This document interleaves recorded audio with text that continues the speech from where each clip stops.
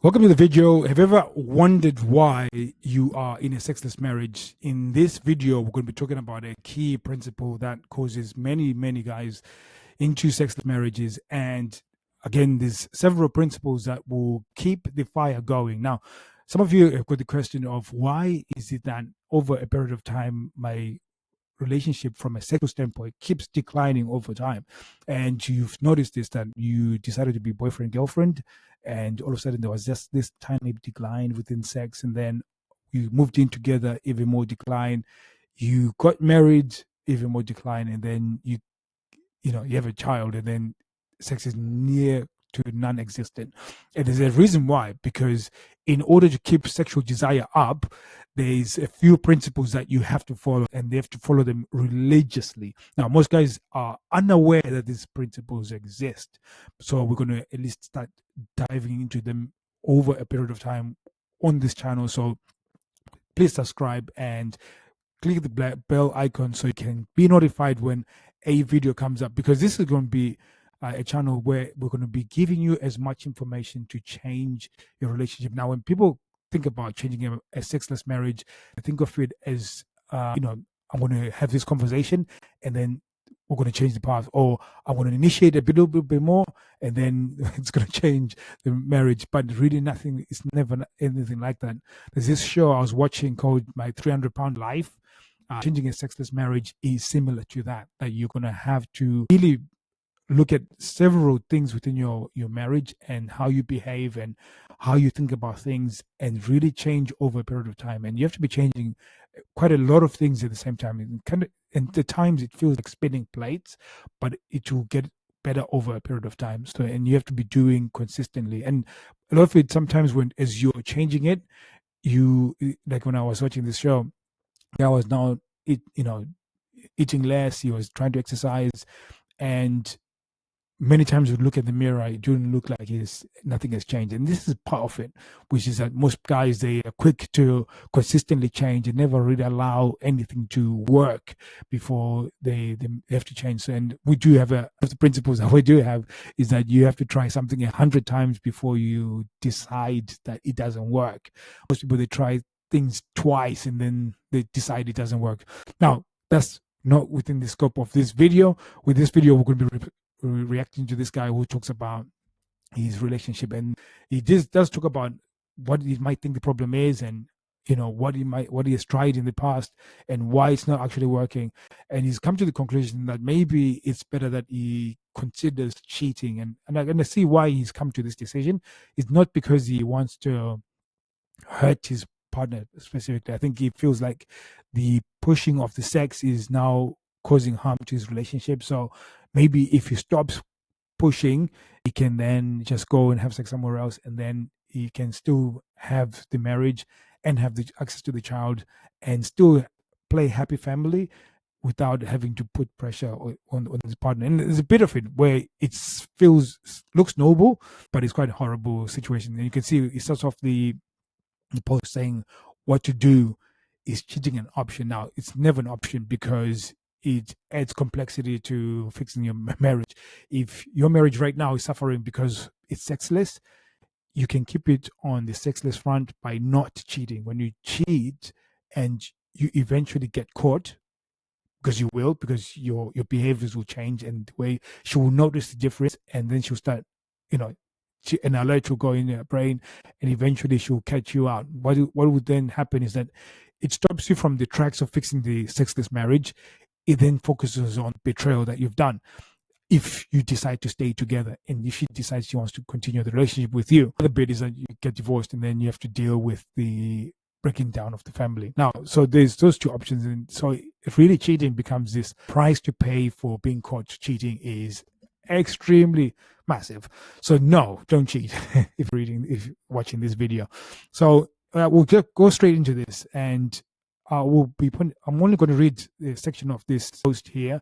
There's a bit more that he talks about, but I think the real problem is on the first part of the post, and he doesn't actually recognize that it's a problem. He actually thinks it's a strength, but it's actually the main reason why she doesn't want to have sex with him is really pretty much in the beginning of this post. And some of you guys, once when you see it, you'll be like, oh God, I am actually doing this. And you need to change this pretty quickly, because it will keep you. This is one of the things that will keep you sexless for the rest of your life if you remain with this one.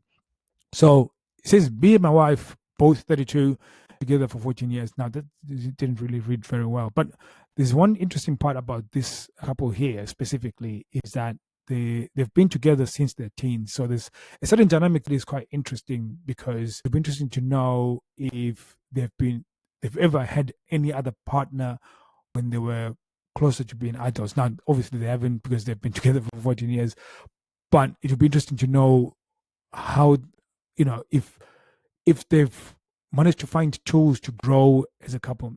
Obviously not because they're in this situation, but whether they still, anyways, the part that I find quite fascinating is that, why is it that they got married at 31 as opposed to getting married at 25 or 24? If they felt like this is the one or the relationship, why didn't they get married then? And why is it that they got married now and also got a child now? Like, there's a few dynamics that are interesting here. And I would want to know whether it was family influenced, or it was a case of that she felt that, oh, look, all my friends are getting married, so therefore I want to get married.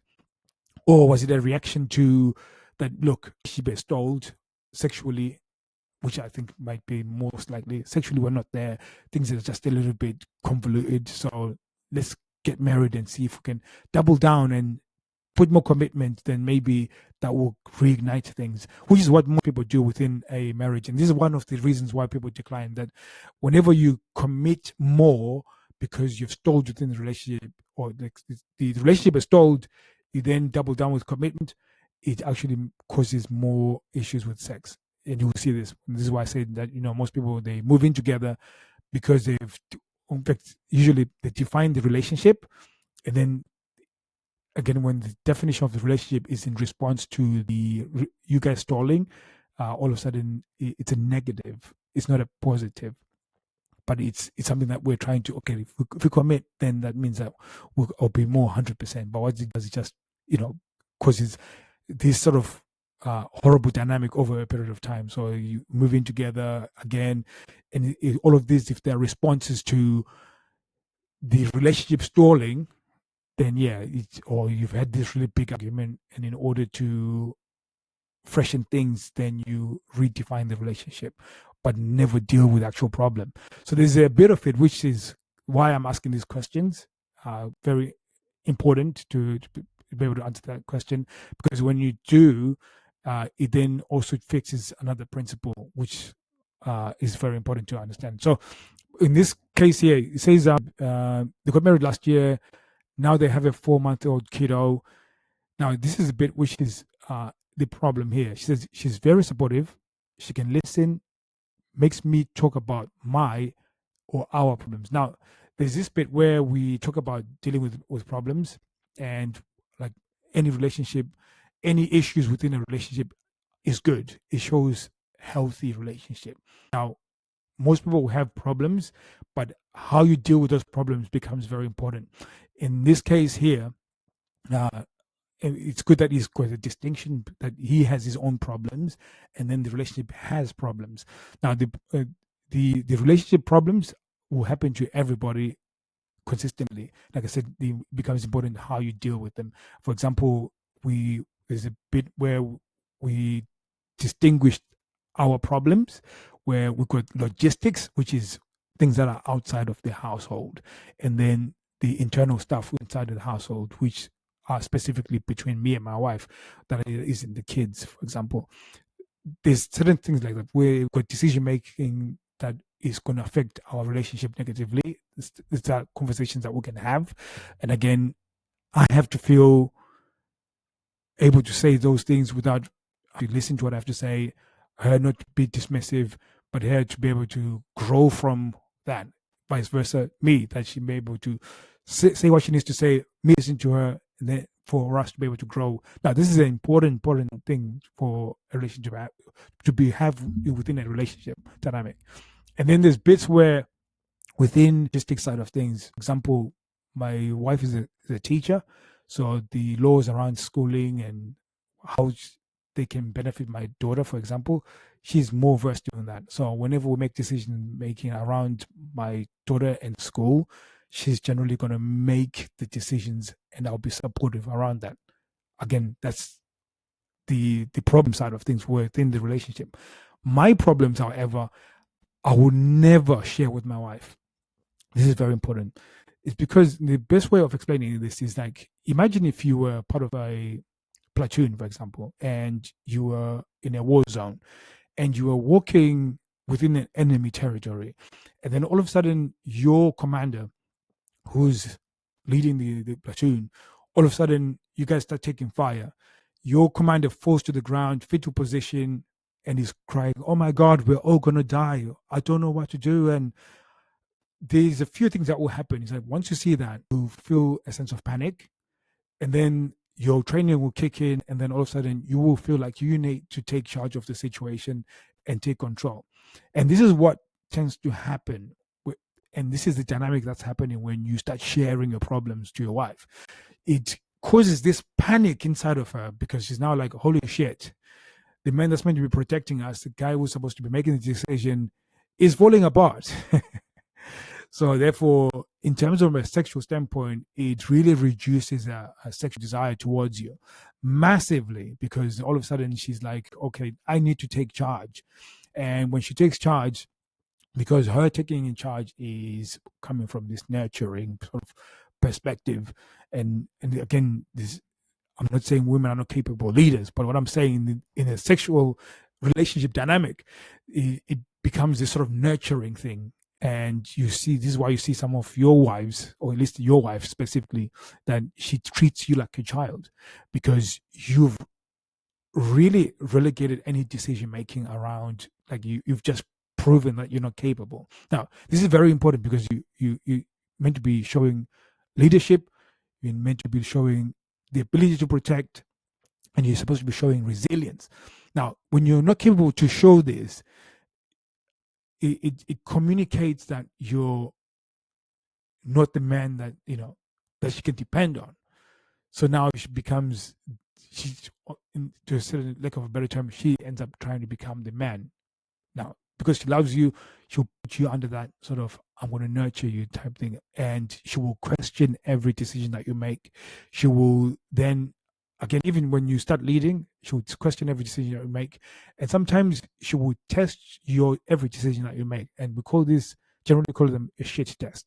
And this is, again, in order for you to gain a sexual desire, you now have to pay this price of having to consistently prove yourself before you actually get the honor of having sex. Now, most people fail this shit test because, again, if you are not capable of dealing with those issues, and you have to share with her and you have to show her that you're not capable, it's the worst decision you can ever make within a relationship in a sexual dynamic perspective.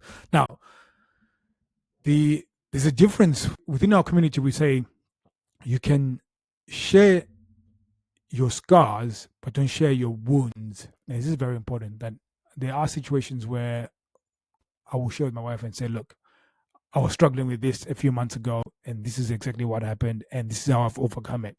So I can be vulnerable in that perspective and share with her, but I'll show her how I've defeated the monster rather than I'm afraid of the monster.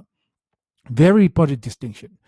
Because again, yes, there is a bit of it where you need to show her that yes, you go through problems, but you need to show her that you're also a dragon slayer, like of a better term. That I've had these issues before, I've dealt with it. Now, it actually shows her that you are a capable guy, and this, because you can show this level of confidence and this level of leadership, what it does is that it allows her then to feel a sense that I can follow this guy, and this guy has got everything under control. This allows her to feel less anxiety, which opens the door for sexual desire.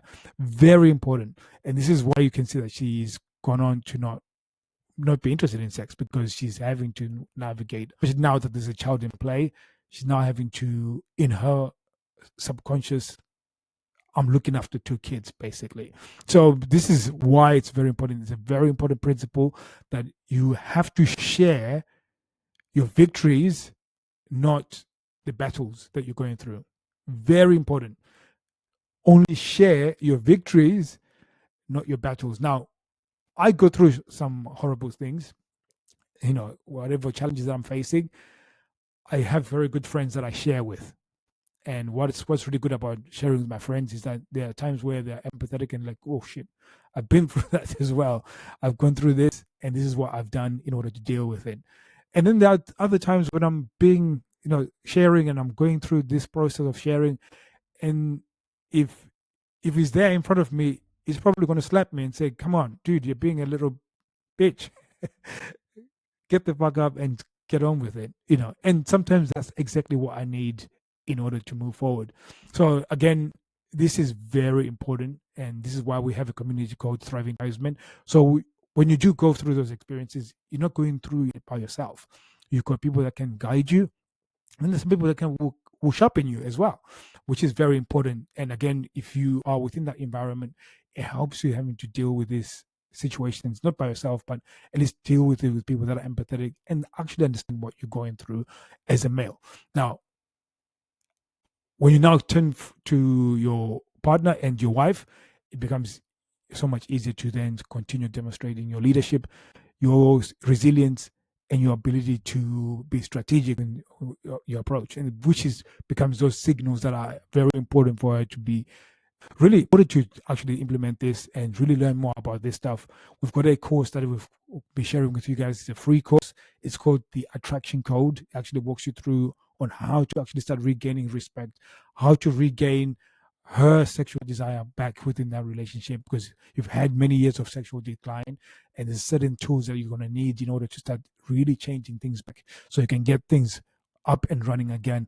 So click the link below and you'll be sent to a school community. It's going to be free to join, and then you can get access to this free course where you can actually start implementing some of these principles that we call signals as well, so you can start changing the sexless marriage that you have within your relationship. So thank you very much.